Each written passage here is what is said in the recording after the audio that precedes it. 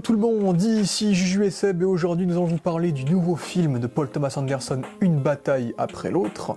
Donc nous n'avions jamais parlé de Paul Thomas Anderson sur cette chaîne et puis aussi c'est aussi la vidéo un peu de rentrée des critiques. Je vais vous faire une vidéo qui sortira après celle-ci, une vidéo top 10, parce qu'à l'occasion de ce film-là j'ai vu tous les films de Paul Thomas Anderson, vu que Paul Thomas Anderson a cette réputation de réalisateur américain très bien vu. Dès qu'il sort un film on estime que c'est de la grande qualité et que tout cinéphile doit regarder un film de lui. Alors c'est un peu ce délire-là.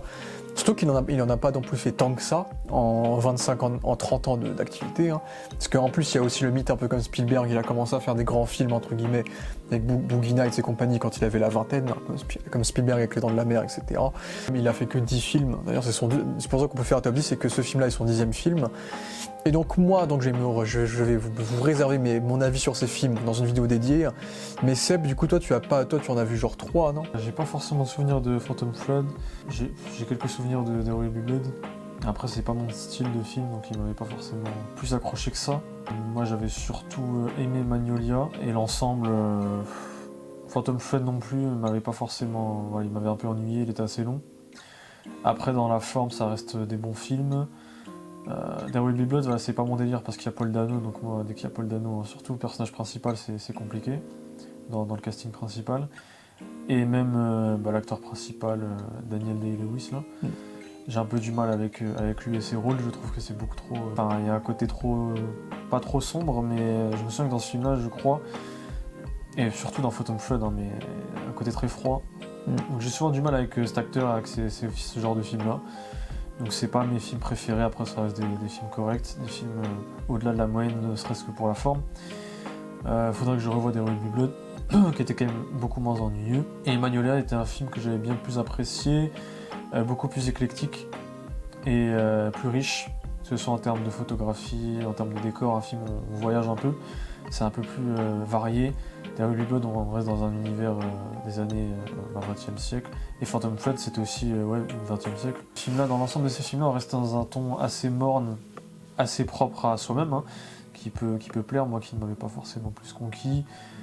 Là où Magnolia, on était dans un film dans l'air du temps, les années 90, début 2000, et qui était très universel, qui est clairement un film sur, j'ai l'impression, sur l'amour, sur les connexions, sur le destin peut-être. Je dirais même presque, peut-être pas forcément un film religieux, mais un film qui impose sa religion. Il y a un peu ce côté-là chez P.T.A., c'est que il aime bien imposer entre guillemets sa loi, imposer entre guillemets sa manière de penser, et en s'inspirant de tout un tas de choses. À l'instar du film qu'on a vu du coup, où il s'inspire de tout un tas de choses qui existent vraiment et va s'en servir pour créer sa réalité entre guillemets. Et dans Magnolia justement on a un film qui est quelque peu fantastique, merveilleux et assez bon, assez intéressant émotionnellement, des performances d'acteurs comme c'est toujours le cas dans ces films, c'est pas ce que je pouvais critiquer avant. Après dans l'ensemble c'est pas un réalisateur qui m'a plus marqué que ça. Bah, ça reste un réalisateur avec lequel j'ai quand même un peu de distance, car les thèmes de ces films ne m'affectionnent pas particulièrement. Et les acteurs choisis également. Les acteurs choisis ne sont pas forcément des acteurs que j'affectionne au-delà. On voit qu'il y a eu un gros... Déjà, si tu mates ces films, tu vois qu'il y a un gros shift entre sa période années 90, Magnolia, Punch Drunk Love, Boogie Nights, etc., et sa période de There Will Be Blood, où There Will Be Blood, quand tu le vois, on dirait que c'est pas du tout un film qu'il a fait quand il était sorti en fait. Et ensuite il a fait que des films qui ressemblent beaucoup à There Will Be Blood. C'est que dans les années 90 on sent la fougue de la jeunesse. C'est qu'il y a une mise en scène qui est très dynamique, il aime bien mettre des effets de style, il aime bien les gros castings un peu remplis, etc. Et ensuite il a vite shifté sur des films contemplatifs avec des vrais décors en pellicule. Bon, tous ces films sont shootés en pellicule. Mais là c'était vraiment la période où tout était shooté en numérique et lui il sortait des films en pellicule pour se distinguer. Et donc c'était vraiment les films contemplatifs, étude psychologique d'un personnage ambigu, avec des longs plans, une longue durée de film, quelque chose de très latent, et c'est ce qu'on a vu avec The Master, c'est ce qu'on a vu avec Phantom Thread également. Donc il a vraiment eu un shift dans sa filmographie qui a fait que il est presque devenu plus... je trouve qu'il a gagné un peu un espèce de style un peu caviar, en mode... C'est du cinéma un petit peu expérimental, mais très quali, et en vrai ça a toujours été son point fort. C'est de tous les films que j'ai vus, tous ces films étaient techniquement quasiment unanimement réussi. J'ai quasiment aucun souci avec ses castings, même quand j'aime pas les castings, les acteurs sont en général bons, la réalisation, la photo, la musique très ambiante, etc. Il est toujours très très bon dans ce qu'il fait. C'est que pour moi tous ses films sont bien. Ça, j'ai pas de souci avec ça. C'est surtout que ces sujets ne m'intéressent pas souvent. C'est surtout ces angles d'attaque et ces sujets qui souvent peuvent mener à diviser certaines personnes. C'est surtout ça. Mais sinon, pour moi, c'est unanimement un grand réalisateur dans ce qu'il a fait. Pour moi, il a vraiment fait un perfect en termes de mise en scène dans tous ses films. Et justement, avec ce film-là, on nous promettait un PTA plus accessible, dans un sens le PTA le plus cher de sa carrière, puisque son film le plus cher avant, je sais même pas c'était quoi, mais ses films n'ont jamais dépassé les 50 millions de budget, je crois. Non, c'est clair, son film le plus cher avec 130 millions de budget, c'est que Warner s'est dit... on va donner un budget de blockbuster à un réalisateur d'auteur. Et donc tous les fans de cinéma étaient très curieux de voir ce que ça allait donner avec ce film-là qui est basé sur le bouquin Vineland de Thomas Pynchon. Il avait déjà adapté un bouquin de Thomas Pynchon qui était Inherent Vice avec Joaquin Phoenix, que pour le coup j'avais trouvé sympa mais assez long et laborieux dans sa structure. Et donc là on sait qu'il a pris énormément de liberté sur l'histoire, c'est que l'histoire du bouquin se déroule durant la période réganienne avec des flashbacks sur les années 60, donc c'est très guerre froide. Le bouquin de base là il a installé dans notre époque actuelle avec des thématiques actuelles et peut-être trop actuelles, on en parlera. Et donc c'est ainsi que ce film là arrive dans nos salles, donc tourné en VistaVision, donc le même format que de Brutalis, c'est que de plus en plus de films sont maintenant shootés en VistaVision, donc ce format de Hitchcock qui nous permet d'avoir des plans beaucoup plus larges dans la focale et autres. Et donc à partir de là, pour en faire une petite partie sans spoiler bien sûr, qu'as-tu pensé de ce gros film de la part de PTA? Un film beaucoup plus intéressant en termes de mise en scène car c'est un film d'action, donc il y a beaucoup plus à se mettre sous la dent, avec des beaux décors. On voyage également beaucoup, même si on est plutôt dans un environnement style Breaking Bad, Nouveau-Mexique. On est à la frontière justement. Très éclectique, j'ai vraiment retrouvé le PTA d'un Magnolia justement. C'est-à-dire qu'on a entre guillemets 3 arcs qui vont se rejoindre, c'est vraiment un film choral. Pas autant que Magnolia, bien sûr, Magnolia c'est vraiment des arcs bien séparés qui vont se rejoindre de manière un peu fantastique. Bien corrélés, c'est bien lié, on est dans un gros bloc, on n'est pas non plus sur un Babylone. Mais on n'est pas très loin d'un Babylone non plus, c'est assez long. Et il y a bien cet aspect entre guillemets choral, on suit plusieurs histoires qui en fait cohabitent dans une seule histoire. Et du coup c'est assez divertissant, ça dure 2h40 et tu le sens pas forcément passer. Il y a toujours une scène intéressante, un plan intéressant, une magnifique photographie, on voit clairement la pellicule. On reconnaît un peu Tarantino. Il y a vraiment un stylisme dans la mise en scène où il y a très peu de cuts, un découpage vraiment plus calme. Même si c'est de l'action, on verrait il y a des longs plans, un enchaînement de longs plans, une caméra qui est très mobile. Donc c'est très agréable à regarder, ça rappelle vraiment les films d'époque. Je pense beaucoup aux scènes d'action, course-poursuite en voiture. Justement, on va avoir toujours des angles très intéressants et pas non plus 15 plans qui vont trop vite. T'as un à un les différents côtés de la voiture qui sont filmés. Non, et lui, il choisit vraiment des plans intéressants et il s'arrête là. Il va pas te surdécouper ça. Je pense à la scène de course-poursuite de The Batman, qui était pas inintéressante, mais c'est pas du tout le même style. On voit que lui, il a vraiment l'intérêt du meilleur plan, j'ai l'impression, dans la plupart de ces scènes. Et c'est très beau, on joue avec les lumières. C'est pour ça que je dis qu'on change entre guillemets d'environnement, c'est que visuellement, c'est varié. On est de nuit, de jour, et c'est très intéressant. Après, pour ce qui est du fond, évidemment, parce que j'ai parlé de l'aspect technique, c'est un film où je suis assez flou, car j'ai plus l'impression de voir une satire, de voir une comédie, même s'il y a un fond qui est sérieux, ok. Ça m'a aussi fait rappeler Emilia Pérez de manière logique. Et aussi dans la mise en scène Emilia Pérez, qui avait une caméra qui bougeait aussi souvent dans les scènes d'action, que j'ai beaucoup aimé dans ce style-là. Là, on est vraiment... Je sais pas combien coûtait Emilia Pérez, mais là, vraiment, on est sur un bien plus haut budget, une bien plus belle photo.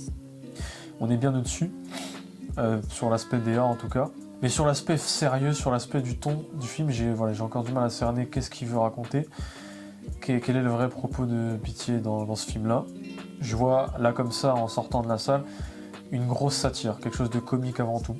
J'ai du mal à prendre ça plus au sérieux, même s'il y a évidemment une histoire profonde, familiale, entre guillemets.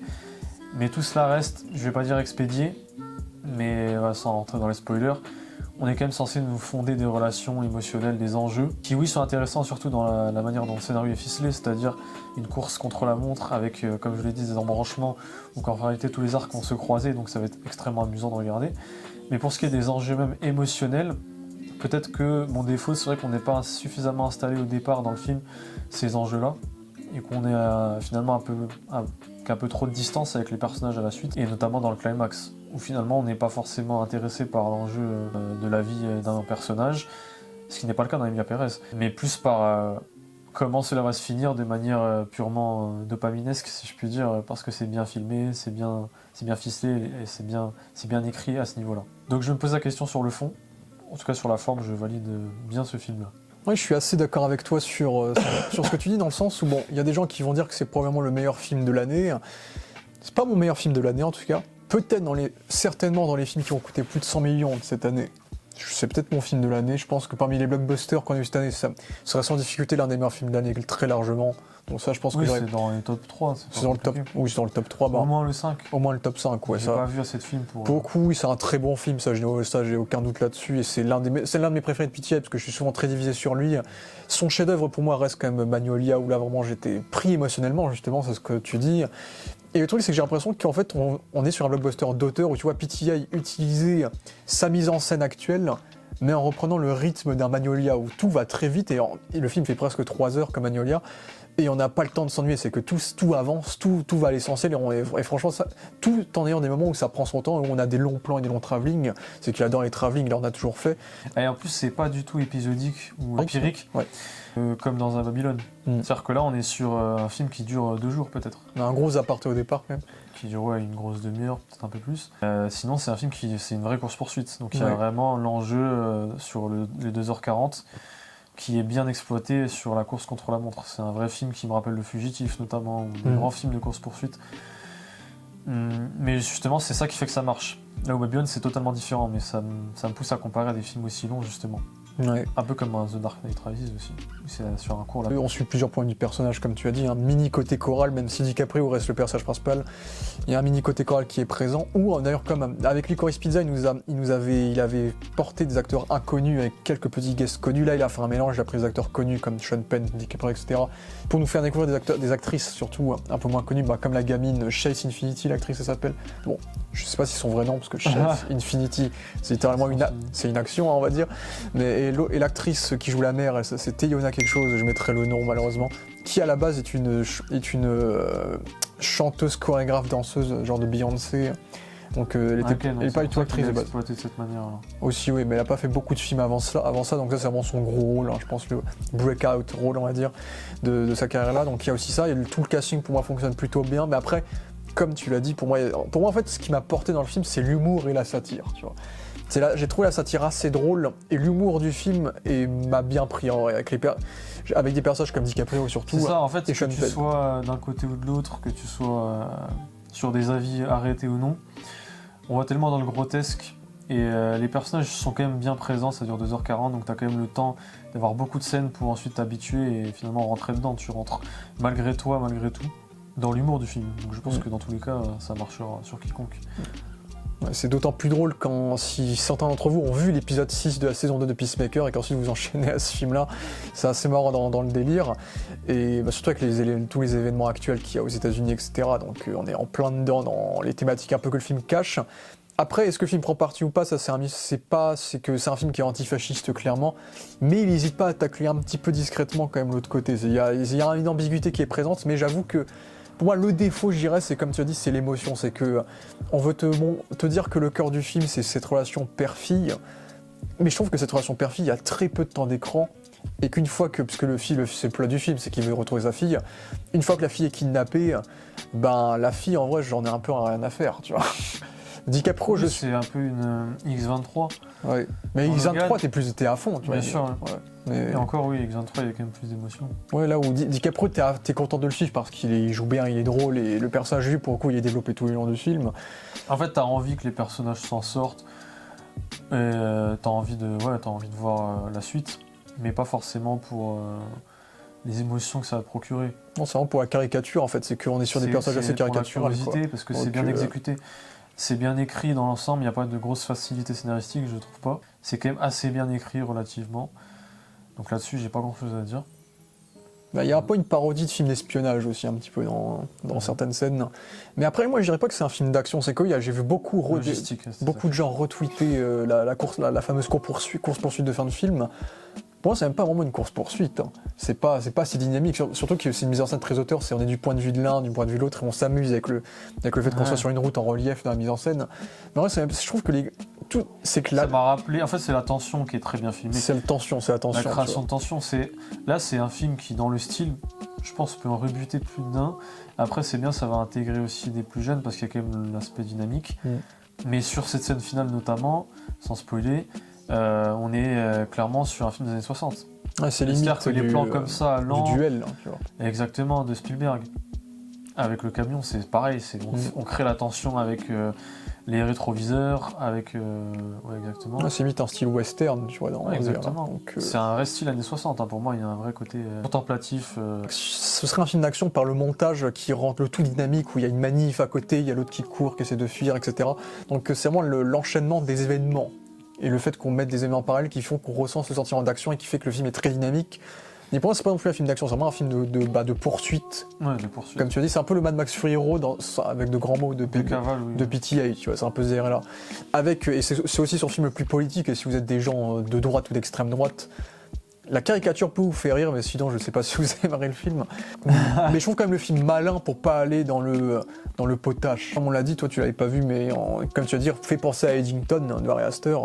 Clairement. Mais c'est différent. J'ai pas vu Eddington, mais en tout cas, de ce que tu pourras appuyer ici, c'est vrai. Dans Eddington, on a quand même le temps d'avoir un avis.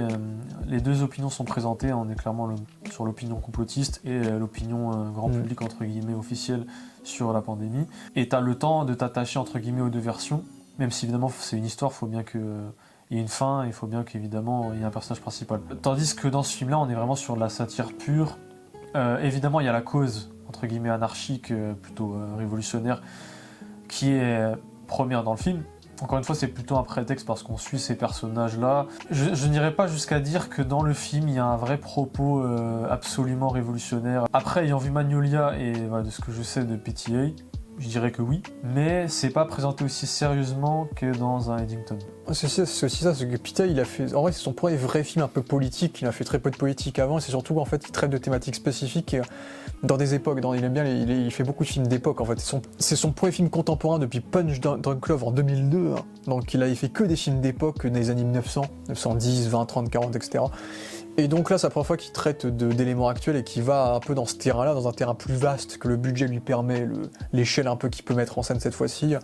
Donc c'est vrai que moi, en ayant vu tous ces films, en vrai, il prend jamais trop parti. Hein. C'est vraiment un réalisateur de personnages, en fait. C'est vraiment un réalisateur de performance, hein. Et pas un réalisateur qui va exploiter ce qu'il y a autour, tu vois. C'est un film qui a un peu ce côté psychologique, mais beaucoup moins que dans les autres, et s'adresse des portraits qui sont dans un spectre politique inhérent à l'histoire. Donc il y a cela, et puis en vrai la mise en scène, il n'y a pas grand chose à redire, c'est ce qu'on a déjà tout dit, quoi. Dans les courses-poursuites, c'est beaucoup de vues à la première personne, de plans de contre-champ sur la personne en voiture. On est vraiment sur une caméra très réaliste, ouais, c'est du handheld, tenu à la main, c'est quasiment toujours tenu à la main. Pour regarder le côté tension, tu vois, la caméra qui tremble tout le temps, qui suit tout le temps les...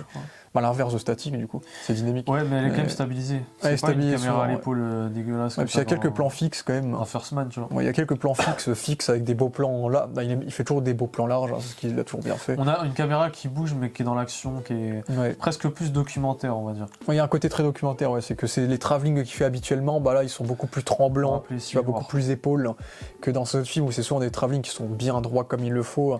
Voilà, donc, on est quand même proche des personnages. On est proche des personnages, ouais. Mais ça donne beaucoup de style et il joue beaucoup avec les lumières, les profondeurs de champ, les points de fuite. Visuellement, c'est très riche, en tout cas, c'est un beau film à regarder. Et ça change, il y a très peu de cuts. Je crois que c'est le film de tous les derniers films que j'ai vus. Hein. J'ai pas vu Eddington, je sais qu'il y en a quasiment pas aussi dans Eddington. Ouais, en vrai, le style est similaire, hein, je te dis. Ça, le style est similaire. Des plans très longs. Pareil, ils réussissent à trouver des idées de plans qui sont bien trouvées, qui forment des beaux plans bien composés, etc. Là, celui-là, on est quand même sur un style où il va pas chercher non plus le plan, je dirais, mais on voit qu'il a des notions et que c'est toujours intéressant visuellement. Ouais, surtout qu'avec le VistaVision, il écarte encore plus la largeur des plans. Je crois qu'il y a un fisheye dans le film au moins.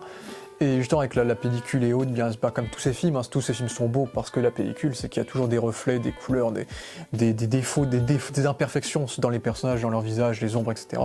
Ce qui fait que visuellement ces films comme les Tarantino, comme les Nolan, sont toujours beaux, dans un sens, beaux en tout cas, objectivement qualitatif, tu vois. C'est vrai que c'est aussi le type de film à possiblement encourager d'avoir des blockbusters réalisés par des réalisateurs d'auteurs, même si ça fait pas de l'argent, il faudrait quand même laisser la liberté à ces auteurs, surtout pour moi, pour l'image des studios. Je pense que c'est un film qui a surtout été fait parce que le studio a fait ce film-là, mais je pense qu'ils savent très bien que le film va pas marcher. Là, là on sort du premier week-end du film, il a fait à peu près 50 millions de dollars dans le monde, un petit peu plus que Killers of the Flower Moon de Scorsese, qui avait à peine fait 150 millions à son box-office final. Donc je pense que ce film-là, il ne passera pas les 200 millions, quoi. Mais même s'il les passe, il sera pas rentable, parce qu'il coûte 130 millions. Donc je pense que c'est typiquement le type de film où Warner est complètement conscient, et heureusement que Warner a eu une très belle année box-office, même s'il est possible qu'il soit racheté par Netflix ou Paramount. Mais pour atténuer, mais c'est clairement un film qui, je pense, est plus fait pour l'image, notamment parce que PTA n'a jamais eu d'Oscar, de ce que j'ai pu voir, alors que lui, il est très impliqué, c'est qu'il écrit, il produit, il réalise ses œuvres, il fait un peu tout. Et je crois que, je crois pas dans celui-là, mais il a quelquefois été aussi directeur de la photo, donc celui qui tenait la caméra. Du coup, j'ai l'impression que c'est aussi le film qui est fait pour les Oscars, pour que Warner pose un film aux Oscars et pour que plein de personnes soient nommées, parce que PTA a jamais eu son Oscar, et comme je pense à Nolan avec Oppenheimer, et pour moi Oppenheimer c'était pas le film de Nolan qui aurait mérité un Oscar, donc pour moi c'est vraiment le film qui a été choisi aux Oscars pour que Nolan ça fait longtemps qu'il est nommé, faut qu'il l'ait à un moment donné. PTA c'est exactement ça, sauf que là ce film là il est un peu plus fait pour ça, tu vois, c'est qu'on se dit ah bah tiens on va donner grave de la thune à PTA, il va faire son film, on va le mettre aux Oscars, les gens vont être bluffés, on va se dire là c'est l'année de PTA, c'est le gros film à 130 millions qui est d'auteur, là on va rafler les Oscars pour PTA, tu vois, parce que mais je serais pas surpris qu'il chope le meilleur scénario et même le meilleur film, possiblement. Après on tape des années de moins en moins ouf. Donc oui, scénario, après ça reste une adaptation. Aussi, scénario adapté, tu vois, il y a aussi ça. Très libre, mais adapté quand même. Et puis, il y en a qui ont évoqué ça, et là on va pouvoir parler de la performance des acteurs. Est-ce que Sean Penn va choper un 3e Oscar aussi? Parce que du coup, on a le casting avec DiCaprio. DiCaprio, comme on l'a dit, on l'avait dit en off. DiCaprio, j'ai l'impression que ça fait 5-6 ans qu'il joue un peu le même archétype de rôle. Ouais, dans la phase de l'homme entre guillemets déconstruit. Ouais, avant, il était vraiment dans le capitaliste, homme alpha entre guillemets, même si t'avais le Loup d'Wall Street qui montrait finalement le capitaliste peut-être trop capitaliste, donc pas forcément alpha, mais tu prends. Après, ça peut rappeler aussi Gatsby. Dans Gatsby, finalement, c'était peut-être l'image de DiCaprio, mais à l'intérieur, c'était finalement un mec seul, très gentil. L'image est ce qui a fait la renommée de DiCaprio, justement. Oui, il joue beaucoup d'épaves. Il joue des personnages très épaves, lambda, voire pathétiques dans beaucoup de ses films. C'est que même dans Once Upon a Time, c'est à partir de Once Upon a Time qu'il commençait vraiment à jouer des rôles de mecs qui étaient très émotifs, qui pétaient des plombs, qui étaient un petit peu instables mentalement, qu'il a un peu continué avec... Ouais, style crise de la quarantaine. Un peu. Et en plus, on va ramener la notion des parents, du père, où c'est assez intéressant, parce que c'est parfait pour... DiCaprio même, je pense que c'est un rôle qui lui colle par rapport à son âge, à sa situation actuelle. C'est super intéressant à ce niveau-là, on comprend totalement pourquoi est-ce qu'il a choisi ce rôle-là. Ouais. À mon avis, ça fait totalement sens. C'est vrai que ça ressemble beaucoup à ce qu'on a vu dans Don't Look Up et même dans Killers. Beaucoup dans Killers. Dans Killers, il joue vraiment une épave, en plus il joue un con dans Killers. Donc là, il joue un révolutionnaire un révolutionnaire qui est donc amoureux d'une femme et qui va vous faire un gosse. Et ensuite on aura, ça vous voyez dans l'annonce, mais en gros il y aura une grosse ellipse. Et en fait DiCaprio, je crois que ça a été dit, et en vrai ça m'étonnerait pas du tout, ça se voit un peu, qui s'est un peu inspiré la perf de Jeff Bridges en Big Lebowski pour son rôle. Et en vrai ça m'étonnerait pas parce que le mec il est en peignoir la moitié des 3/4 du film, avec sa moustache et... Alors il joue une merde en fait, il joue vraiment une merde, c'est le révolutionnaire, il a complètement oublié les codes de la révolution, il se défonce tout le temps, il boit l'alcool tout le temps. Oui, non, mais il y a peut-être aussi des mouvements révolutionnaires aussi. Sous Heineken, il y a évidemment une image qui est mise en avant, après je sais pas si c'est dans le livre. Mais révolutionnaire, c'est ça aussi. C'est Heineken, c'est des tatouages. C'est vivre en cachette pendant des années. Après, il y a aussi une dépression par rapport à la mère qui n'est pas tout le temps présente dans le film, parce que c'est lui qui doit aller chercher sa fille et pas la mère, donc il y a aussi une dépression par rapport à ça qui le touche aussi. Oui, on est clairement sur un truc déconstruit, comme dans Magnolia justement. C'est pour ça que je disais que c'est assez proche finalement. Dans Magnolia, on est sur un Tom Cruise déconstruit, sans vouloir spoiler, pour ceux qui ne l'ont pas vu, où finalement on va aller à travers, on va briser la glace, et voir la coquille, entre guillemets, se casser de Tom Cruise, qui finalement est quelqu'un de très triste, très sensible, etc. Donc il adore faire ça, il adore déconstruire des figures entre guillemets du cinéma, je dirais, avec DiCaprio, tu vois, c'est un peu l'aspect Superman justement, enfin, on est vraiment dans l'année des constructions. Pourquoi pas, après c'est pas inintéressant, DiCaprio avait déjà joué ce type de rôle-là, peut-être pas à ce point-là, c'est ça qu'on souligne ici. C'est vrai qu'il est très drôle, hein, j'ai envie de dire ça, que le personnage m'a beaucoup fait marrer sur le milieu du film. Très bien, après nous on l'a vu en VF quand même, donc faut quand même le dire, mais puisque nous ne sommes plus dans les grandes villes. Donc Damien Witeka qui le double depuis toujours fait très bien le taf aussi. Et en vrai, le personnage il est assez unidimensionnel sur ça, il garde la même personnalité tout le long. Un mec complètement paumé mais qui a la hargne pour aller sauver sa fille, et c'est ce qu'on a pendant tout le film. Donc en vrai il n'y a pas non plus tant de choses à dire sur lui que ça. Hormis le fait que ce soit un personnage qui soit très accroché à ce qu'il veut et qui en même temps il est très con et il donne beaucoup de séquences humoristiques dans le film, très, très anti-espionnage en fait. Je trouve qu'il y a un côté... Parce que le début du film, pour le coup, on le voit plus compétent. Parce que le début du film, c'est un gros flashback, la première demi-heure. Oui, mais justement, dans le début du film, finalement, la personne la plus compétente, c'est plutôt la femme. Oui, ensuite il y a le basculement. Et finalement, on voit que la femme est complètement folle. Dès qu'ils font une action, ils sont dans la luxure. Et même lui est plus concentré, je suis d'accord. Même au début du film, il y a l'un des deux qui est pas concentré finalement. Donc en fait, on voit que dans tous les cas, ça reste des personnages, et on le voit, ne serait-ce que par l'archétype de la mère qui est très masculine, etc. C'est ça, c'est que... On est sur des personnages qui sont déconstruits, on est sur des personnages qui sont blessés émotionnellement, et qui me rappellent totalement des gens que je connais dans la vraie vie, et qui ont totalement le même type de résultats. C'est des personnages entre guillemets instables émotionnellement. Alors surtout qu'on casse le cliché, c'est pas un gros spoiler, mais on casse le cliché du fait que DiCaprio lui est moins, c'est aussi ça qui va critiquer un peu les autres aspects en dehors du fascisme, c'est que DiCaprio il est pas non plus trop à fond la révolution, je pense qu'il est surtout là pour sa femme, qu'il aime énormément, et une fois que le bébé naît, la femme, c'est DiCaprio qui est très attaché au bébé, qui en prend soin parce que la femme s'en fiche du bébé, et elle il est la très figure masculine. maternelle. C'est lui la figure, donc on casse les clichés, c'est presque lui la figure maternelle. Oui, totalement. Et même si... Et puis même, et c'est pas un cliché qui est positif dans le film. L'émotion disparaît finalement. La mère, pendant 1 heure, elle a disparu, voilà, on va pas vous dire comment et pourquoi. Oui, il y a une réponse. Mais normalement, aujourd'hui, je dirais, dans les codes, on va dire, sociétaux, c'est plutôt le père qui, quand il disparaît, ok, on n'en parle plus, mais là, la mère, c'est quand même l'aspect émotionnel normalement. Il y a vraiment un détachement, en effet, et une inversion des rôles. C'est comme si c'était le père, finalement. Et surtout que c'est pas nécessairement positif dans le déroulé du film. Il y a des retombées à cause de ça, nécessairement. Parce Clairement. que, en fait, c'est un conflit entre ta chair et tes idéaux, en fait, qui est aussi remis en question. Et là aussi, tu te demandes où ils peuvent aller, puisque le film est une grosse utopie, est une grosse dystopie. Entre guillemets, PTA ne ment pas.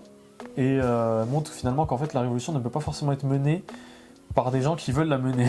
Parce que les gens qui veulent la mener sont ceux qui sont les plus démenés, entre guillemets, détruits par celle-ci, par cette société, tu vois. Ceux qui veulent détruire la société sont finalement eux-mêmes, avant de vouloir la détruire, détruits par elle-même, par cette société. C'est ça qui est intéressant, c'est que finalement la révolution était vraiment possible. Oui, puis on passe une ironie, le fait de faire un gosse aussi, donc c'est aussi ça le délire. Oui, c'est une ironie, c'est un paradoxe par rapport à... émotions, encore quand t'apprends après. Il y a clairement une instabilité, une frénésie, parce que tu vois le début du film, je te disais, il y avait des moments très, très dérangeants, notamment sur la luxure. Il y a des moments au début du film, des passages où moi j'étais en train de dire, putain, j'étais limite en train de pas vouloir regarder le film, parce qu'il y a des moments très, très gênants, très dérangeants, où... Alors, j'ai pas vu les films de The Weeknd, hein, j'ai pas vu la série de The Weeknd, mais... Là, on est quand même sur un truc où on humilie entre guillemets des personnages. Que je sois un homme ou femme, je pense que ça peut vous gêner, quoi. Surtout en tant qu'homme, je dirais. Plus loin dans la parodie, tous les hommes blancs, entre guillemets, sont soit des épaves comme DiCaprio, soit c'est des méchants comme Sean Penn. Après, il y a des exceptions dans Les Révolutionnaires. Mais c'est un film qui est très actuel dans cet aspect-là par rapport à où les figures courageuses et assez dépendantes, c'est surtout les personnages féminins. Mais il y a une forme mais ils ont toutes une forme d'imperfection qui fait que on est dans une satire. Ça reste complémentaire, ça reste... On est dans une satire, c'est pas... complexe. On le fait pas et on est un blockbuster basique qui va pas aller plus loin. Et là, tu sens que c'est artificiel et que c'est forcé. En fait, c'est un film vraiment dans l'air du temps, faut être quand même honnête. C'est un film qui est vraiment dans l'air du temps. Peut-être que ça n'aurait sans doute pas été fait avant. Mais il y a vraiment cet aspect-là, où on va déconstruire, quoi. La figure du blanc, entre guillemets, elle est quand même mal mise. Même si, attention, DiCaprio est le personnage principal, donc évidemment... Et ça reste un gentil. Hein. Bien sûr. Et on inverse totalement les rôles, c'est quand même un film... Surtout sur le climax, finalement le climax, sans spoiler, par exemple, t'es la petite sœur, t'attends que ton grand frère vienne te sauver, tu vois, t'as tout un climax, et finalement ton grand frère, il vient à la fin et tu t'es démerdé toute seule, tu vois. Alors qu'un film ancien ou un film dans les, on va dire, dans les normes, mais plus classiques, Le frère, il arrive à la fin, il arrive quand même à sauver sa petite sœur. Bah là, tu comprends ce que je veux dire. C'est que finalement, à la fin, ça arrive un peu comme un pétard et ah oui, ok, mais en fait, le grand frère, il a rien fait. Donc il y a vraiment cet aspect humoristique et c'est assez intéressant. À tel point que c'est quand même étoffé, qu'il y a quand même... c'est-à-dire que même dans les personnages féminins forts, il y a les vices, il y a le pourquoi, il y a finalement les retombées de leurs erreurs. Voilà, on n'est pas non plus sur un truc unilatéral. Ouais, parce que de toute façon, j'avais parlé de la mère juste après, parce que le personnage de la mère, c'est un personnage qui est très très fort, qui est très dépendant, trop fort, mais justement c'est ça qui va faire basculer son personnage, c'est qu'elle joue beaucoup sur sa sensualité, sur son charisme, sa prestance pour faire porter cette révolution et avec sa relation avec DiCaprio. C'est un rock. Et justement, au lieu de nous faire juste la meuf badass qui réussit tout ce qu'elle a réussi, etc., on arrive à te montrer que ça reste une être humaine et qu'elle a des failles et que du coup le film va exploiter ces failles qui vont créer des conséquences importantes, d'où l'ellipse qu'on a après. Après, on peut pas en dire plus en fait, spoiler, je dirais, c'est marrant, mais elle fait bien le taf, l'actrice est bien. En fait, tu le vois, c'est une enfant, c'est-à-dire qu'elle se laisse aller à ses désirs, ses pulsions, la luxure ou la violence, et elle n'a pas forcément de recul sur beaucoup de choses. Et après, tu vois que tout craque, c'est là qu'il n'y a plus de recul. En fait, il y a vraiment cet aspect, ces gens sont brisés. Elle est bornée, tu vois. Ouais, ces gens sont brisés par une société, j'imagine, parce que c'est le sujet du film, c'est l'anarchisme, donc on veut nous mettre en avant que c'est la société qui les a rendus comme ça, nanana. Même si encore on n'a pas plus de développement que ça. C'est-à-dire qu'on entre dans le film directement, on voit un camp d'immigrés mexicains. Je crois que c'est des opposants politiques, je crois qu'ils disent. Ok. Ah ok, mais en fait on sait pas forcément qu'est-ce qu'ils ont vécu, entre guillemets, c'est ça que je veux dire. Après oui, on parle, c'est peut-être un mélange des deux, parce qu'on en reparle un peu après aussi des immigrés. Donc, Mais voilà, on ne sait pas forcément ce qu'ils ont vécu, on a juste comprendre que c'est des anarchistes qui ont dû souffrir, mais ça encore une fois c'est assez flou. Surtout elle qui est noire. Tu vois. Oui, il y a une phrase à un moment. Il y a du racisme dans le film aussi. Oui, avec Sean Penn qui dit. Sean Penn, tout le film, il te sort des termes, toi le burritos du Chicanos ou des machins, il te sort des trucs comme ça tout le film. Et, au-delà de ça, moi ça m'a parlé, parce que c'est vrai, il y a beaucoup de choses sociologiquement qui sont totalement vraies. En vrai, Sean Penn est intéressant. C'est une utopie où le fascisme règne, donc ils sont obligés de faire un truc ultra cliché dans un sens parce que c'est le monde, c'est la finalité quoi. Oui, bien sûr. C'est un peu comme c'est le nazisme, c'est un peu ça. C'est un peu un Inglourious Bastard. Mais... c'est un peu Man in the High Castle dans ce là mais pour les fascistes. Donc pour montrer qu'ils ont plein pouvoir, faut confronter tous les stéréotypes un peu. J'ai l'impression que c'est un peu ce côté-là aussi qui rend le film un peu simple dans cette thématique. C'est un peu. C'est là-dessus que voilà. C'est la première fois qu'il caricature vraiment la réalité PTA. C'est qu'il a toujours décrit des périodes historiques en se basant sur des vraies choses, etc. Là, il tord la réalité pour proposer une réalité où il s'est passé des choses différentes de la nôtre, quoi. Ouais, c'est ce que je dis au début, c'est qu'il va se servir de ce qui se passe pour créer sa réalité. Donc voilà, il y a toujours une volonté de mettre de la faiblesse, de la faille. Et encore une fois, c'est important, évidemment, c'est ça qui crée l'attachement avec un personnage. Mais c'est ce qui passionne PTA, clairement. Lui, ça le passionne. Dans tous ses films, il fait ça, il met des failles. Il faut accepter, entre guillemets, cette émotion et il faut l'embrasser. Tu vois, c'est ça son point de vue. Tu regardes Magnolia, la morale de Magnolia, elle est vraiment humanitaire, universelle. Pleurez, libérez-vous, pour moi c'est ça. Hein. Et justement, c'est marrant qu'après il fasse Phantom Thread, tu vois, où l'homme est sacrément froid, tu vois, là.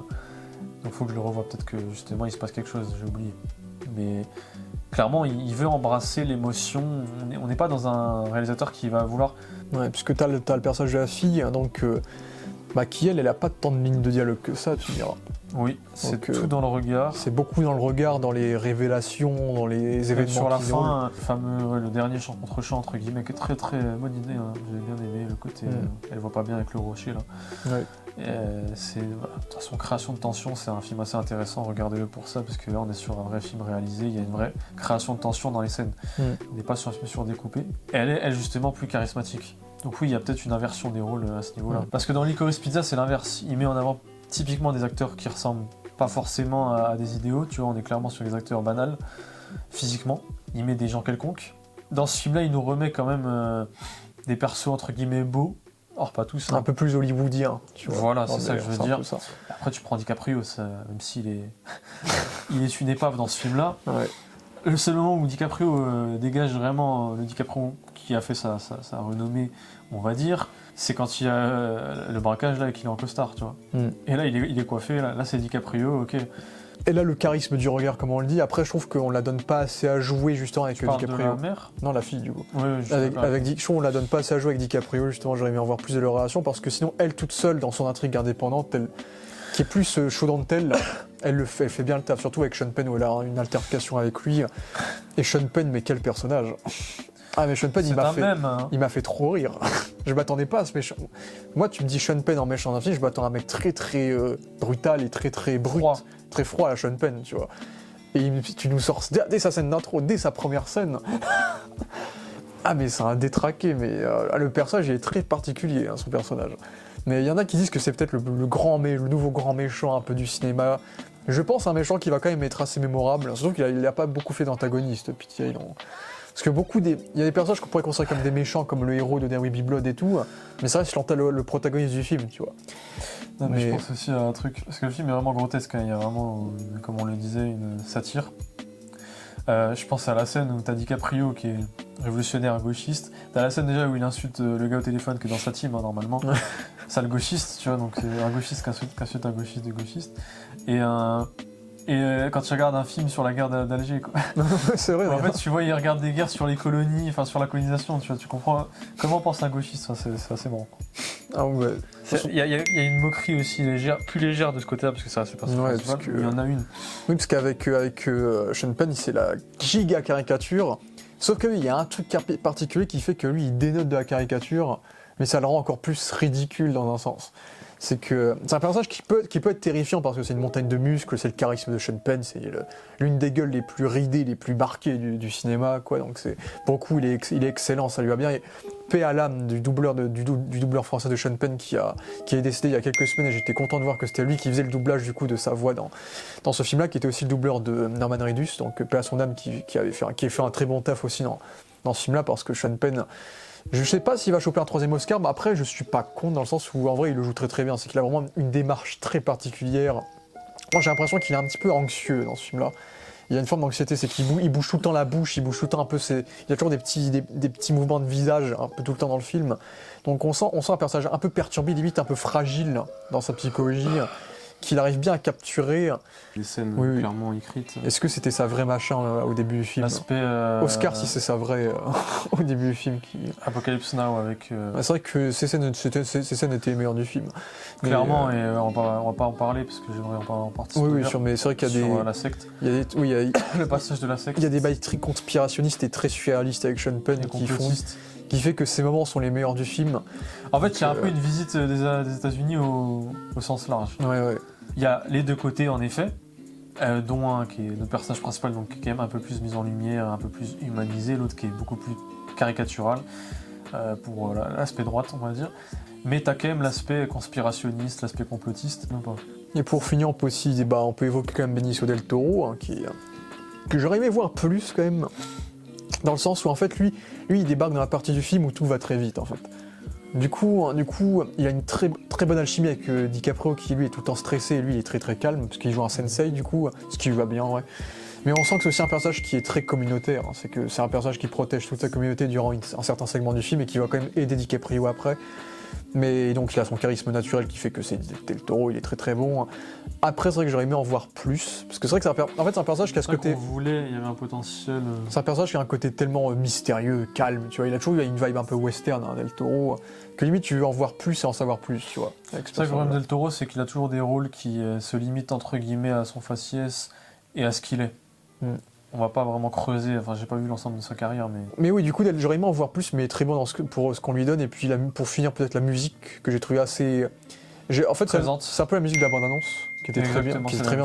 C'est une espèce de musique de jazz avec des percussions qui ne s'arrêtent pas, une seule note de piano qui se répète tout le temps, et puis après il y a peut-être quelques percussions derrière, et en fait il y a un côté jazz un peu chill. Des notes graves, des notes... Et qui peut être très dynamique, ouais. On va jouer en fait avec le ton.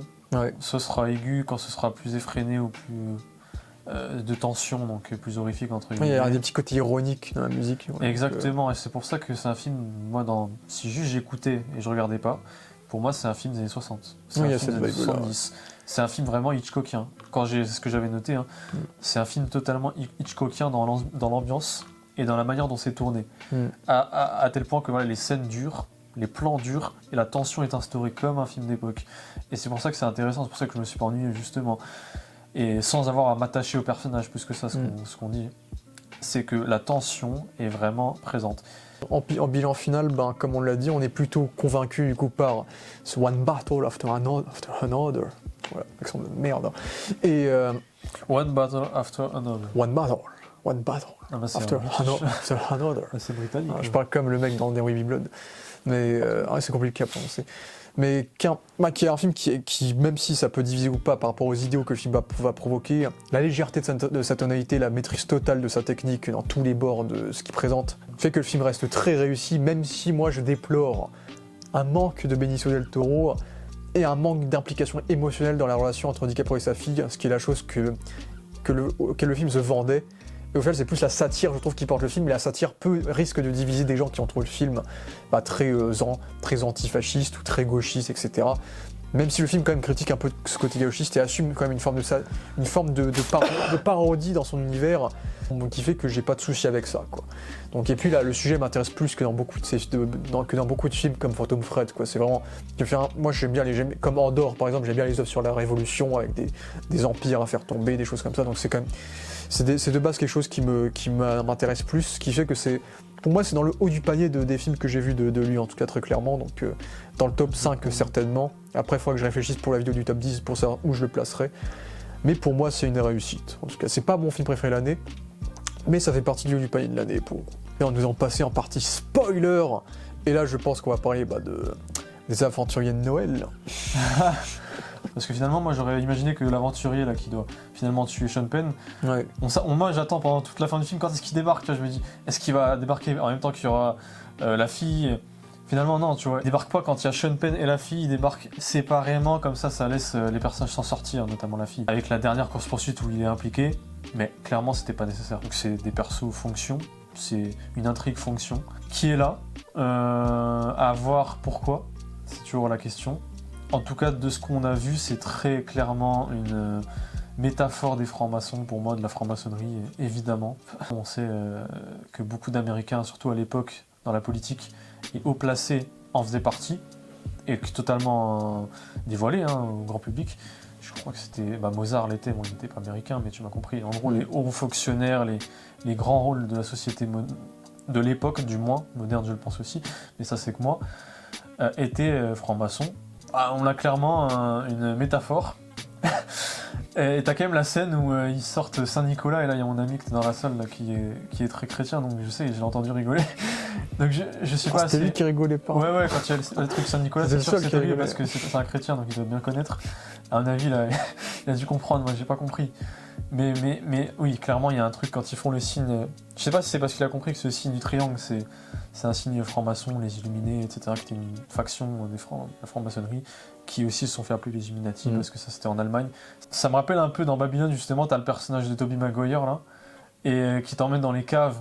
Et là t'as la production hollywoodienne dans Babylone, Ouais. avec les handicapés, les déformés physiques, tu vois. Hollywood, en fait, c'est une industrie totalement illégale, inhumaine. En plus, dans Babylone, je vais être sincère, je pense que c'est vrai. Genre ce qu'il a mis avec Tobey Maguire, je pense que c'est très vrai. La relation père-fille était dans le bouquin, c'est le truc qui était dans le bouquin, le reste je sais pas. Moi je m'attends vraiment au général dur, bien raciste, qui va arrêter tous les personnages du film. Et le film démarre et en fait non, il est excité par le personnage de la mère, du coup elle a un nom particulier en plus, elle a un nom qui limite spoil son rôle.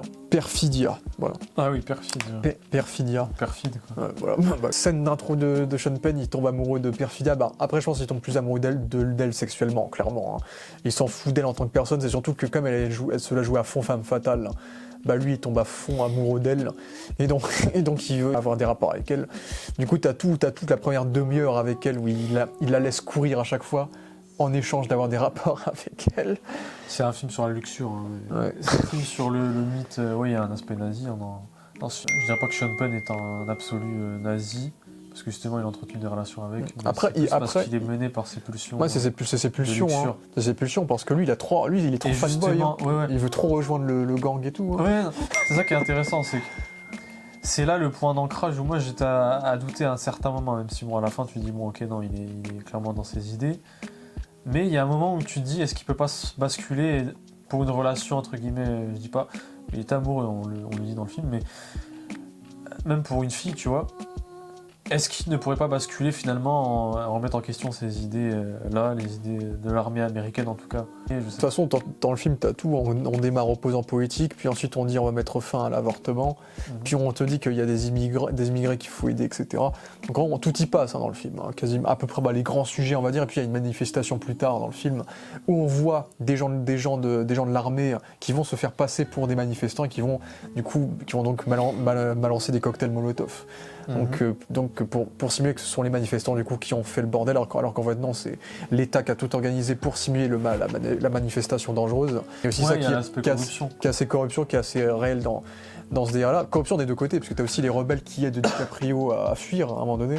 Les rebelles, je sais pas, non, c'est plus les gens de Del Toro, je pense.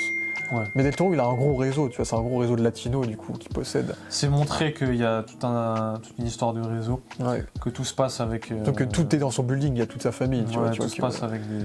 C'est très latino, avec des idées. Comme personnage. Donc, tout se passe avec le nombre et c'est ça en fait. On va nous montrer plusieurs groupes dans le film. On va nous montrer la secte, on va nous montrer le groupe armé, on va nous montrer les latinos migrants, le groupe anarchiste. Sur l'armée. Cet aspect entre guillemets, ça me rappelle vraiment le gouvernement. Ça, pour moi, c'est vrai. Quand ils vont dans les lycées, etc. Oui, mais pas ça. C'est-à-dire, regardez, DiCaprio, c'est l'homme, on va le tuer. Voilà, vous me le tuez. Et la fille, on va la récupérer vivante. Tu vois. Cet aspect que, en fait, ça s'est vraiment passé. Ça, c'est vrai.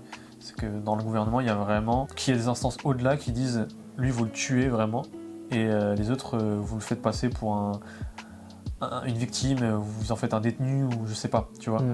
Comme on le dit, il est gaucho mais moins impliqué que les autres révolutionnaires, c'est que lui il préfère prendre sa fille plutôt que continuer la révolution. Et comme tu as dit, regarde certaines émissions, et tu as même la séquence où on voit que c'est quand même un daron et qu'il est quand même en retard sur son temps, parce que il a une fille qui est afro bien sûr, mais il voit son pote qui est indien, je sais plus, et il voit le personnage trans, latino. Je sais plus, latino. Non, il est latino. Et il voit le pote trans derrière, et lui il sait pas s'il faut dire Yel ou Yel ou Ilel, tu vois. Donc il y a quand même le côté daron, même lui, il est trop vieux, il est trop vieux pour capter tout ça, donc il est déconnecté. Donc c'est pas le pur révolutionnaire qui est au courant de tout et qui va lutter. On sent qu'il vient d'un autre temps, quoi. Parce que les révolutions, oui, ça fait très révolution. Ça rappelle beaucoup les révolutions des années 60, les Black Panthers, des trucs comme ça. Pour moi, il y a vraiment cette vibe-là, surtout que c'est les French 75. Donc, est-ce que c'est relié à la Révolution française, le nom, je veux dire, l'hommage du nom. T'as aussi l'actrice de Licorice Pizza qui joue un petit rôle là-dedans. Ouais. Du coup, DiCaprio, il est un petit peu en dehors du lot, même si la Révolution semble toujours exister après. Et j'ai beaucoup aimé toute cette partie anti-espionnage où il appelle le mec et il est censé balancer le code qu'on lui a donné il y a 16 ans. Et lui, il s'en fout, il a complètement oublié. Et du coup, pendant tout le film, il va essayer de convaincre le mec de répondre à son appel et d'arrêter de lui casser, de l'emmerder avec ce putain de C'est code. clairement le climax, la publicité du film. Ouais, c'est le gros moment de DiCaprio. C'est tout le moment où il pète un plomb. Tous les trailers, là, c'est ce que vous voyez. Ouais, c'est ça, c'est tout le moment où il est censé donner un code pour qu'il ait l'autorisation de parler, le mec, il a oublié le code. Donc c'est anti-James Bond, tu vois. L'aspect minuteur, l'aspect retardement. Donc c'est tout le temps ça, c'est qu'il est toujours pathétisé, c'est qu'il a creusé un trou pour pouvoir s'évader, mais il se prend quand même du fumigène dans la gueule, il a les yeux défoncés, tu vois, il prend cher. Mais le plus drôle aussi, c'est toute la séquence en mode parcours, où tous les latinos de Del Toro arrivent à l'aider à s'enfuir. Ouais, il nous a fait une vraie séquence style Tortue Ninja. Et lui, on voit qu'il a 50 balais, il galère un peu, et lui, il se casse la gueule sur un arbre. C'est très beau, parce que t'as tous les pétards des manifs derrière. Ouais, t'as les gyros de la police. Ouais, très Tortue Ninja. Il y a un vrai effort visuel sur les couleurs, il cherche clairement à exploiter ses plans quand même, c'est pas vide. Après, c'est pas millimétré, c'est pas du Ari Aster. DiCaprio, il n'accomplit rien dans le film. En fait, il sert à rien dans l'intrigue, on va dire, globale, entre guillemets. À la fin, il retrouve sa fille, mais sa fille a déjà tout réglé quand il arrive. Donc lui, tout ce qu'il a vécu, c'était pour retrouver sa fille, certes, mais sa fille s'était déjà sauvée, entre guillemets. Donc en vrai, c'est un film qui est un peu là pour faire la transition entre la mère et la fille, qui sont les vrais révolutionnaires, et t'as lui qui est un peu spectateur du truc. et qui est là pour apporter, je pense, un peu plus le côté amour, du coup, maternel presque, comme on l'a dit, du film. Surtout que la mère n'est plus là, mais on fait à la fin, du coup, comme que la mère veut retrouver la fille, mais à cause de la révolution, elle peut pas, elle est obligée de rester là où elle est, quoi. De ce métier-là, et surtout parce que c'est une traîtresse, hein, c'était aussi ça, c'est que Sean Penn a quand même eu le charme, suffisamment de charme et d'attache envers elle pour qu'elle accepte de balancer sa révolution, ses alliés, quoi. Donc il y a aussi ça qui était surprenant. Comme on dit, on est sur le cliché de la femme forte, entre guillemets, donc moi je m'attendais, forte téméraire à fond dans ses idées, je m'attendais pas du tout, une fois qu'elle soit arrêtée, qu'elle balance la révolution. Pour moi, j'imaginais que ce soit la dernière à le faire, et au final, non, elle le fait direct, et puis elle se planque avec un basque. C'est qui l'acteur afro au début? Oui, il est un peu connu, lui, c'est Wood Harris, je crois qu'il s'appelle. Ok, c'est pas Coleman Domingo. Non, c'est pas le Coleman Domingo. Ah non, oui, il a joué dans Creed. Il a joué l'entraîneur dans les Creed, mais ce mec-là, il a joué dans plein de trucs. Ouais, je connais. La fille qui se planque chez des nonnes révolutionnaires, donc je sais pas s'il y a quelque chose à interpréter par rapport à ça. C'est parce qu'il avait déjà un peu touché à la religion dans certains films comme There Will Be Blood. Donc, je sais pas si on peut évoquer quelque chose sur ça. Mais... Non, à la fin, t'as la fameuse scène où il apprend à faire un selfie. Ouais. Je sais pas. Ça humanise le personnage et ça montre qu'il est libre de ses contraintes, tu vois. Entre guillemets, c'est qu'ils ont vécu toute sa vie avec son espèce de talkie-walkie qui les connecte à moins de 100 mètres c'est ça, en fait, part et d'autre. Le film peut pas fonctionner émotionnellement parce que en fait, c'est beaucoup trop dense aussi, quelque part. Tu peux pas forcément créer assez vite l'émotion. Enfin, il est obligé de mettre des scènes qui avancent. T'as pas des scènes posées, je pense. Mais oui, c'est vrai que t'avais aussi dans la scène des nonnes, t'as le parallèle où t'as la fille qui se sert de sa mitraillette pour s'entraîner, qui est un parallèle au début du film où t'avais la mère qui faisait pareil quand elle était enceinte en plus d'elle, donc en mode Tony Montana, tu vois. Donc oui, il y avait ce là qui montre que les deux personnages sont très similaires et ce qui montrera que la fille à la fin va réussir à se débrouiller toute seule. Et d'ailleurs dans cette section-là, t'avais le mercenaire qui avait engagé Sean Penn, qui est un Amérindien. Et lui, il refuse de tuer la fille et donc il va buter tous les mercenaires qui sont dans son local, quoi. Du coup, je crois que c'est ça, si j'ai bien compris le délire. Il me semble aussi. Donc là aussi, on montre quand même une limite à son rôle fasciste. C'est que l'Amérindien, il fait ça parce que c'est son taf de mercenaire, mais il n'ira pas jusqu'à tuer une enfant, et donc on montre les limites. Aussi, les limites de Sean Penn, c'est que Sean Penn, c'est aussi ça qui est très drôle, c'est que Sean Penn, en vrai, on le découvre assez tard dans le film. Moi, j'avais pas capté, même si on devrait le deviner, parce que moi, j'y ai pensé que c'était potentiellement sa fille quand elle était enceinte. Ouais, ça aurait pu être évident, c'est sûr. Mais c'est vrai que j'y ai pas pensé qu'en fait, tout le film, en fait, c'est pas lui qui veut se débarrasser des révolutionnaires, c'est lui qui veut planquer l'existence de sa fille, en fait.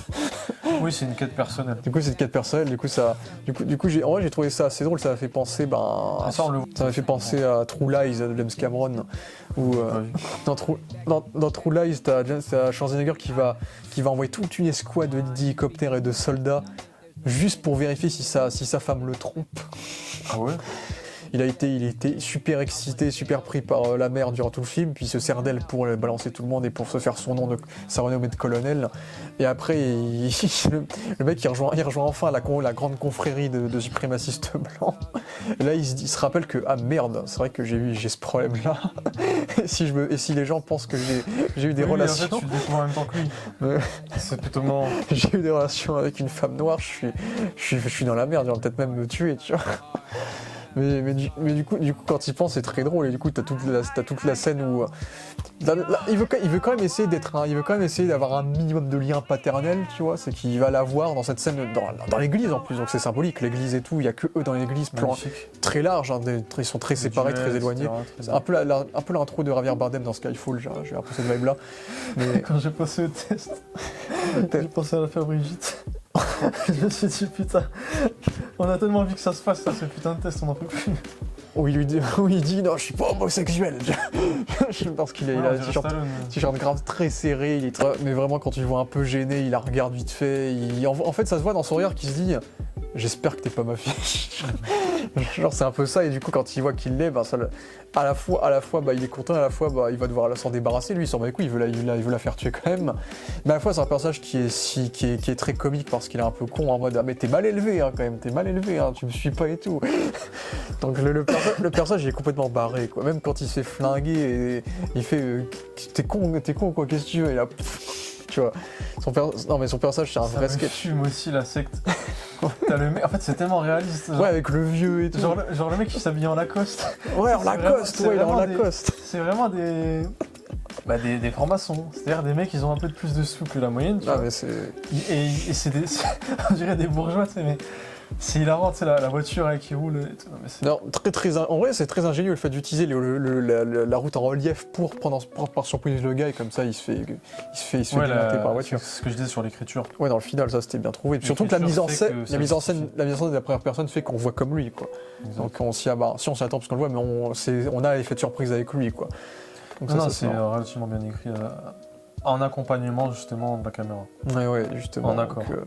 Donc il y avait cet aspect-là qui fonctionnait bien aussi, ouais. Et même il y avait même la séquence de tension où t'as Del Toro du coup qui va se faire passer pour un mec qui a bu trop de bière en se servant des bières de DiCaprio du coup. Parce que DiCaprio il est tellement con qu'il boit de la bière devant des flics qui regardent les voitures qui roulent trop vite. Du coup il est obligé de se barrer, il est obligé de dégager DiCaprio pour qu'il fasse le reste à pied. Et du coup il le balance, le mec il a tellement pas de couilles qu'il est obligé de faire un... Donc toutes les péripéties autour du personnage de DiCaprio étaient assez marrantes. Au final son seul rôle c'est se reconnecter en fait. C'est un personnage qui n'a pas de rôle actif dans l'intrigue en elle-même, mais qui a une journée. En fait, c'est un personnage qui vit une journée initiatique en fait, pour se reconnecter avec sa fille. Et donc, limite, c'est la fille qui prend soin d'elle au début parce que lui il est tout le temps drogué, il fait rien, etc. au début. Donc c'est un peu l'élément que lui a vécu dans cet aspect du film. D'ailleurs, tu m'avais bien fait rire quand tu m'as dit que le twist où c'est Sean Penn le père était marrant par rapport à DiCaprio, qui a pas de gosse. Ouais. Donc c'est un vrai auto-portrait. Surtout qu'Ophel il connaît tellement pas bien sa fille qu'il sait pas qu'elle avait un portable en secret, etc. Que Del Toro lui savait. Donc lui, limite Del Toro. En fait c'est aussi par rapport à Benicio Del Toro que c'est lui qu'on justifie les skills, c'est maintenant que j'y pense, qu'on justifie un peu les skills de maîtrise, de calme et de combat entre guillemets de la fille. Parce que ça a été son entraîneur de je sais pas c'est quoi le sport qu'il exerce. Ouais, le premier plan à Karate Kid. En vrai là, de toute façon là on arrive sur la fin de la review, mais là il faut parler de la finalité de Sean Penn qui est très très marrante. Je trouve déjà c'est complètement surréaliste qu'il ait survécu. Genre juste le plan où on voit qu'il est vivant, il marche tout droit en mode Terminator, en mode c'est excellent. En mode militaire badass, il est pas mort et il s'est pris un shotgun. En fait, si tu peux survivre, hein, c'est pas impossible. Puisque si tu te prends une balle, ça peut toujours passer. En fait, ça peut toujours passer à côté de ton cerveau. Tu peux survivre. Là où tu peux pas survivre, c'est la gorge. Là, c'est impossible parce que le sang il gère trop. Mais normalement, tu te lèves pas. ça, c'est pas possible. Et ça, c'était très drôle. Surtout qu'après, tu vois l'opération qu'il a subie, on lui a greffé un gros bout de peau sur la gueule et. J'aurais jamais imaginé voir Sean Penn en double face un jour dans ma vie. Ouais, il aurait bien fait. Oh, ça l'aurait bien fait, Sean Penn en double face. On va rappeler Tommy Lee Jones, dans ce style-là. Mais en vrai, il est censé être terrifiant, mais c'est surtout pour le pathétiser davantage, parce qu'ensuite, c'est la séquence où il se fait passer pour la victime, pour justifier sa place dans le groupe, du coup, dans la secte, du coup, où il dit que c'est lui qui a été violé. Et là, j'étais en train de mourir de rire. Genre, ils ont vu que j'étais fort mentalement et moralement. Et ils en ont profité. Ils voulaient mon ADN. Et ils ont exploité cette force. Et du coup, tu vois que personne n'y croit. Parce qu'en plus, Sean Penn, tu vois, c'est le mec masculin et tout. Donc, ils voulaient le buter quand même. Surtout que le Rome est mort en plus. Oui, bien sûr. Le Rome est mort en plus. Donc, et lui, il le sait pas en plus. Lui, il le sait pas. Donc, ils avaient toutes les raisons pour le tuer. Donc, à la fin, t'as vraiment cette séquence où il obtient tout ce qu'il voulait. Il a son bureau, il est heureux, il a la belle vue, il est bien affaissé sur le bureau. Et là, on te donne une mort de nazi, un nazi presque, en tout cas un suprémaciste blanc. Tu vois, le mec il se fait gazer, et ensuite il se fait incinérer, et on a tous les plans de tout, genre. On met des gros plans sur lui. Déjà j'aime beaucoup le plan, t'as un beau plan large de lui qui est mort dans sa fausse gloire, du coup. Et ensuite t'as un plan sur le reflet de la fenêtre qui montre un peu le côté, le fait qu'il soit mort, le côté fantomatique. Il est plus qu'un reflet de lui-même, quoi, il est mort, quoi. Et puis ensuite, oui, t'as le plan sur lui qui est en train de se faire incinérer, tu as sa tête très théâtrale, on va dire, dans l'idée, quoi. La mort est très théâtrale, il meurt dans une mise en scène claire et nette, donc je trouve que l'ironie de la mort du personnage sur ce qu'il a fait, le côté chambre à gaz presque, etc., dans son décor de rêve, je trouve que c'est très marrant dans l'air du film. Et puis oui, c'est là qu'on voit que c'est un film qui est vraiment personnel, c'est que Sean Penn, tout ce qu'il fait c'est personnel, et tout ce que les personnages vivent sont personnels, c'est qu'à la fin ils vont pas faire tomber le culte, ils vont pas faire tomber la dictature, c'est à la fin la rébellion continue, il faut l'étendre de génération en génération par rapport à la fille, du coup qui maintenant devient une lutteuse très très investie. Et DiCaprio à la fin lui accepte de sortir de sa paranoïa constante et donc d'apprendre à utiliser un téléphone comme un vieux daron qui sait pas utiliser un portable du coup. Et le film se termine du coup sur cette note plutôt positive, on va dire, et franchement comme on l'a dit durant toute cette review, c'était fun, Moi, c'était un film fun, mais pas juste fun, c'était rigolo, tu vois, c'est fun, mais c'est thématiquement, il y a plein de symboliques, de sous-intrigues, de choses que nous, on n'a pas compris, qu'on a compris, d'éléments qu'il faudrait qu'on creuse pour comprendre qu'est-ce qu'il a voulu dire dans telle section et dans telle chose. Ouais. Par exemple, il y a une séquence au début, il me semble, où tu as l'une des rebelles noirs qui fait un grand discours en disant que moi je viens du peuple d'Afrique, etc. Et derrière elle, il y a une espèce de tableau où on a plein de photos, de dessins de grottes ou de boucliers, d'ustensiles d'archéologie d'Afrique aussi derrière elle, qui représentent un peu son héritage. Donc il y a des petits plans comme ça qui mettent en parallèle les cultures des personnes, qui signifient des choses et qui aussi mettent en parallèle la polygraphie des cultures, en tout cas aux États-Unis dans ce film-là, contre les méchants suprémacistes blancs du coup. Une inspection pour voir si il était bien conforme pour entrer dans la franc-maçonnerie, on va dire, dans la secte, et ils disent tout un tas de questions. Est-ce que vous êtes bien de parents non juifs nés en Amérique et de parents non juifs? Et là, je me pose la question. Mais c'est vrai que, comme dans le scénario, c'est quand même spécifié suprémaciste, je pense que c'est vraiment des personnages qui parlent que de purification durant tout le film, donc même les juifs, c'est pour ça qu'on peut aussi même rattacher, les juifs, ils prennent pas non plus, tu vois. On peut aussi rattacher au Ku Klux Klan, on peut rattacher et potentiellement à la situation actuelle, mais dans tous les cas, c'est très bien tombé, quoi. C'est du pur hasard, bien sûr. Mais qui s'est déroulé il y a 2 semaines. Compte, je veux dire, mais c'est pas du hasard. Non, c'est pas du hasard. Ce qui est du hasard, c'est que c'est l'assassinat qui est la sortie, est plutôt. C'est la sortie du film, comme l'épisode de Peacemaker aussi d'ailleurs. Voilà. Mais oui, je s'en ai inspiré clairement. C'est un film très actuel, très clairement. C'est normal. Ça, oui, il s'est clairement basé sur ça. C'est que c'est l'époque de l'écriture du livre, c'était sur Reagan, donc on a fait sur Reagan. Et là, on le fait sous Trump, et donc on le fait sous Trump, tu vois. Donc oui, je pense qu'il s'est clairement basé sur ça, clairement aussi. Oui, il a voulu bâtir une histoire moderne dans cette population. C'est pour ça que le film risque d'être mémorable au fil du temps aussi, tu vois. Et que l'Académie des Oscars risque de nommer le film aussi. Hein. Parce que c'est aussi ça, c'est que je pense que le film sera certainement nommé à des catégories. Je pense que l'une des filles des nonnes dans le film, c'est sa fille à lui, qu'on doit voir au loin, j'imagine. Donc oui, la relation père-fils, c'est comme une relation qu'il a voulu mettre en parallèle par rapport à sa relation avec sa fille et tout, donc bien sûr. Donc voilà, en tout cas, je pense qu'on a tout dit sur ce film qui va faire un grand bruit dans les prochaines cérémonies, je pense, et même dans les bilans de fin d'année en général. Donc dites-nous ce que vous en avez pensé. Puis personnellement, je me retrouve dans ma vidéo top 10 pour vous parler de mon classement sur tous les films de Paul Thomas Anderson. Et puis je vous dis merci à tous d'avoir vu cette vidéo. Et viva la révolution. Viva la vérité.